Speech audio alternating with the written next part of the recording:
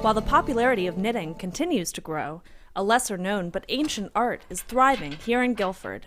Meet Carol Grave, a local weaver who recently exhibited her art at the Guilford Free Library. I was weaving in the 70s, like any good hippie. It seemed like a good thing to do. And then I had to take a break. And then in 1990, I took a course again at the Guilford Art Center and relearned the craft. At the center of Carol's Guilford studio sits a countermarch loom, a piece of equipment more out of a colonial history museum than a contemporary home.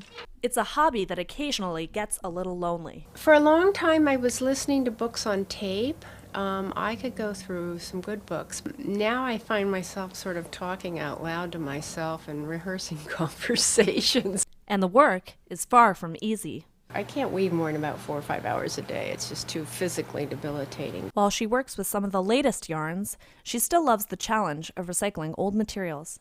The other thing I like to do periodically is what I call a memory piece. And when my mother died, she had a collection of bathrobes. So that year, everybody got for Christmas little rugs that were strips of my mother's bathrobes. Did people recognize what it was? I had to tell them. It went over all right, but it upset a few people, but I don't mind a few tears at Christmas. What's wrong with that? While Carol sells some of her work, she's not in it for the money. I probably sell enough a year to support my habit. Carol Grave's work can be viewed by appointment at her Guilford studio. And for aspiring weavers, the Guilford Art Center is offering 2 courses later this spring. For local online news.tv, I'm Hannah Vall.